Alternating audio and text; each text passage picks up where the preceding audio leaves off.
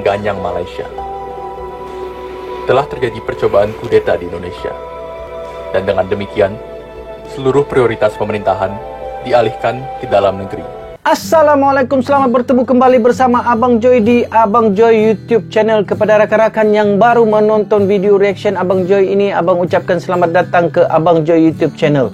Dan kepada rakan-rakan subscriber Abang Joy yang sudi hadir menonton lagi video-video reaction daripada Abang Joy, Abang ucapkan jutaan terima kasih kerana sudi menyokong dan mendukung video reaction Abang Joy yang tak seberapa ini.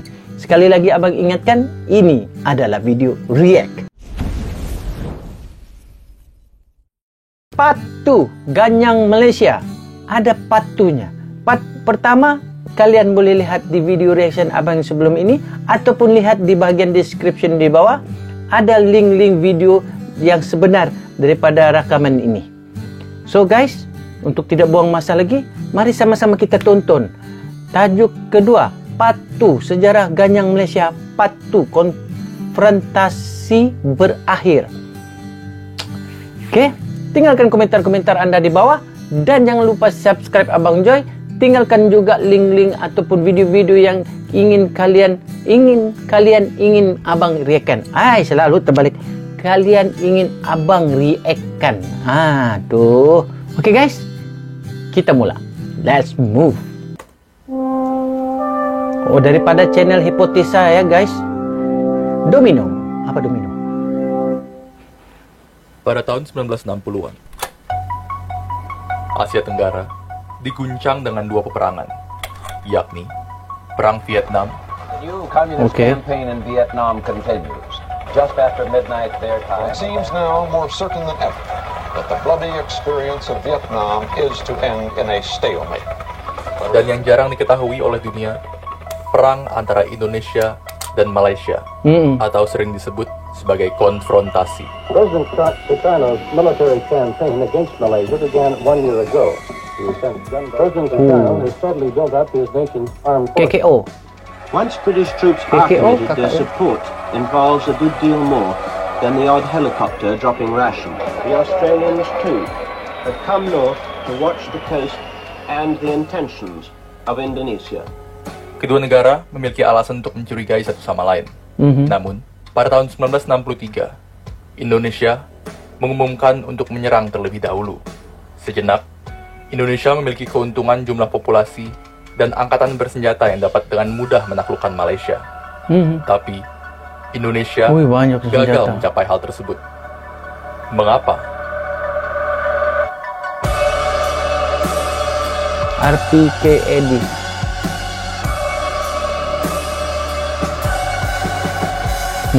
Macam semangat tengok cerita perang-perang nih. Jauhkanlah ya. Harap Malaysia dengan Indonesia sentiasa aman, serumpun seperti saudara. Sabotase, begitukah sebutnya? Konfrontasi total, pangkalan militer asing dengan konfrontasi total.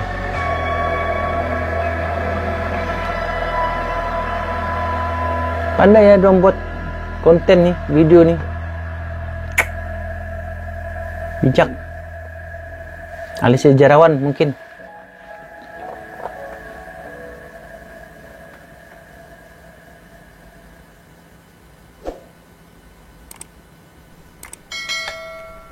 Ada bab 1, konteks geopolitik. Oke. Dari segi korban jiwa, konfrontasi memang tidak sesengit perang Vietnam. Namun, hasil dari konflik tersebut akan sangat menentukan arah dari perang dingin. Sempat rokok lagi. Indonesia serta Malaysia terletak di rute perdagangan penting, yakni di Selat Malaka dan Selat Sunda. Dan tidak seperti Vietnam, konfrontasi terjadi lebih dekat dengan negara persemakmuran, yakni Australia serta Selandia Baru. New Zealand. Faktor geografis ini menjadi bahan pertimbangan bagi Inggris serta AS untuk mewaspadai nasib kedua negara Asia Tenggara tersebut. Apabila keduanya jatuh ke tangan blok komunis, perdagangan internasional yang mengandalkan pelayaran dapat dengan mudah dikuasai. Atau, lebih parahnya lagi, negara persemakmuran lain dapat menjadi target empuk di kedepannya. Sementara itu, Indonesia justru khawatir bahwa posisi yang strategis ini malah menjadikan dirinya sebagai target dari imperialisme. Dalam hal ini, Malaysia bisa saja menjadi kaki tangan dunia barat yang hendak memecah belah Indonesia. Oh, begitu. Di tahun 1950-an misalnya, Indonesia tengah melawan pemerintahan revolusioner Republik Indonesia atau PRRI di Sumatera. Alih-alih membantu Indonesia, Malaysia malahan menampung beberapa pemberontak PRRI di negaranya. Lebih parah lagi, sekutu Malaysia, Inggris, secara aktif mendukung pemberontakan ini. Dengan pengalaman-pengalaman seperti ini, pemersatuan Malaysia dengan Sabah dan Sarawak ditolak sekuat mungkin oleh Indonesia. Ketika konfrontasi dikumandangkan pada tahun 1963, Indonesia baru saja merebut Irian Barat dari tangan Belanda. Tentunya, pengalaman bertempur ini seharusnya menjadikan konfrontasi sesuatu yang mudah. Namun, ada satu masalah genting. Masalah dan hambatan. Hambatan mungkin halangan, khususnya Angkatan Darat tidak menghendaki peperangan terbuka dengan Malaysia karena beberapa pertimbangan. Pertama, tidak seperti Irian Barat, Malaysia mendapatkan perlindungan dari Inggris dan negara persemakmuran lain. Perang terbuka dengan Malaysia tentu akan mengepung Indonesia di antara Inggris di utara, serta Australia dan Selandia Baru di selatan. Kedua, perang terbuka dengan negara-negara barat juga akan mendorong Indonesia untuk mencari bantuan ke negara komunis lain, seperti RRC dan Uni Soviet. Dan hal itu akan menguntungkan kedudukan PKI dalam politik nasional. Namun, apabila TNI tidak menyerang Malaysia, reputasi militer dalam politik nasional dapat menurun. Lagi pula, militer juga khawatir akan banyaknya populasi etnis Tionghoa di Malaysia yang dicurigai memiliki hubungan dengan Partai Komunis Cina. Tanpa diketahui oleh TNI, Inggris pun sebenarnya enggan untuk berperang dengan Indonesia. Melihat betapa kacaunya dan banyaknya korban jiwa di Vietnam, Inggris merasa bahwa peperangan merupakan suatu hal yang harus dihindari. Apalagi kala itu dia sudah kehilangan banyak wilayah jajahannya. Betul. Pikir dua kali lah Inggris.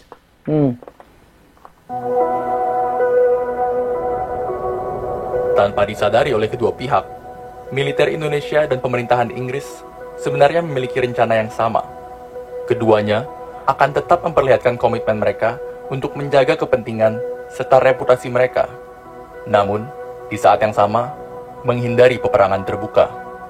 Inggris hanya akan berfokus untuk mempertahankan wilayah Malaysia, sementara Indonesia akan menjaga intensitas serangan seminimum mungkin. Militer Indonesia juga melibatkan banyak milisi dan pasukan sukarela untuk mengurangi keterlibatan militer Indonesia. Salah satu dari milisi bentukan Indonesia adalah pasukan gerilya rakyat Sarawak atau PGRS dan pasukan rakyat Kalimantan Utara atau Paraku yang didominasi oleh etnis Tionghoa di Kalimantan.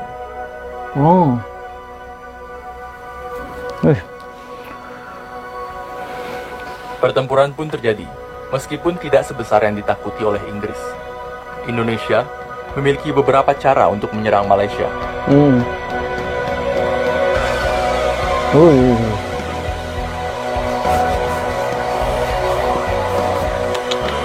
Mana mau lari waktu tu guys? Kita bukannya Indonesia's object is to overthrow the newly independent nation of Malaysia. Which is using the classic methods of border infiltration and then subversion beyond.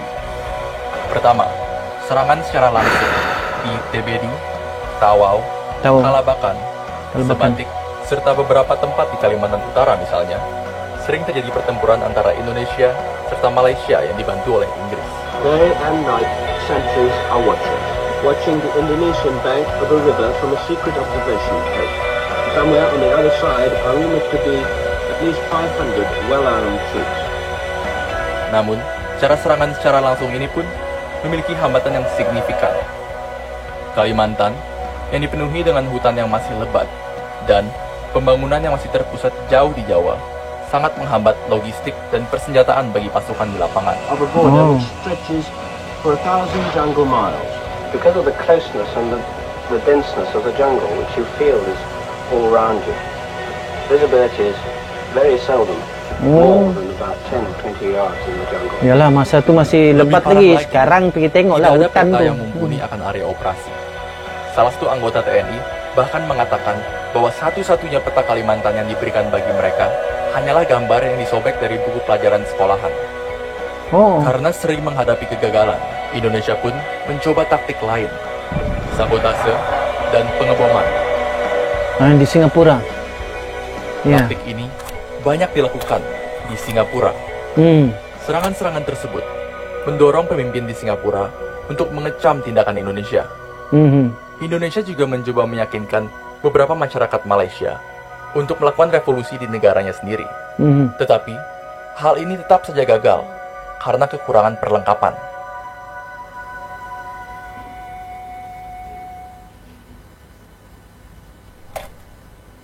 Bab 4. Resolusi. Oke. Pada tahun 1965, Singapura dikeluarkan dari Federasi Malaysia. Yang berarti rencana untuk menggagalkan pembentukan Malaysia mulai membuahkan hasil. You see, the whole of my adult life, Presiden Singapura, I had believed in Malaysian merger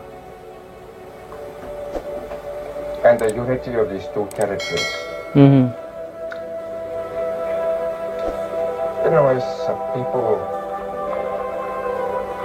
connected by geography, economics,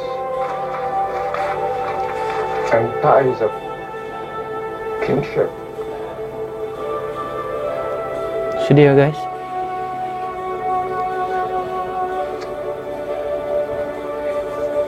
Would you mind if we stop for a while?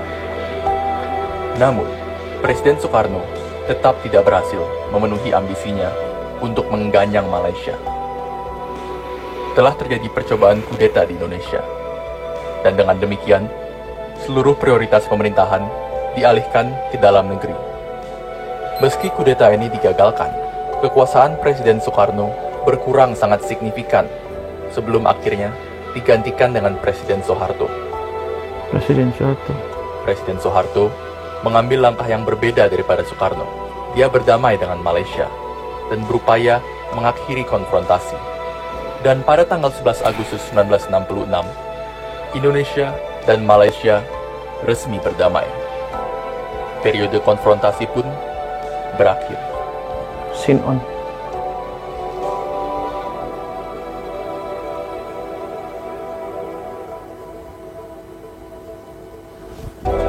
Cuma ada rasa sedih sikit ya guys.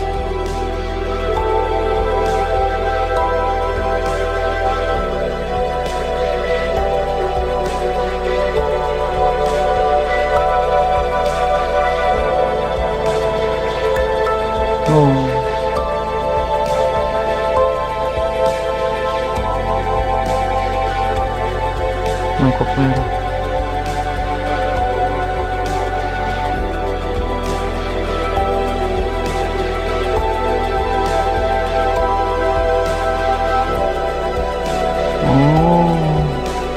Dapat tangkap dan sudah jatuh hukum. Tinggalkan komentar anda ya guys. Perdana Menteri Lee Kuan Yew mengunjungi Indonesia. Perdana Menteri Singapura ya guys, Lee Kuan Yew.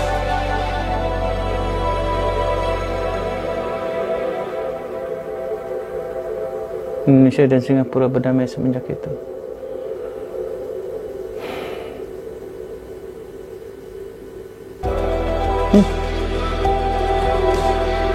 Allah Akbar.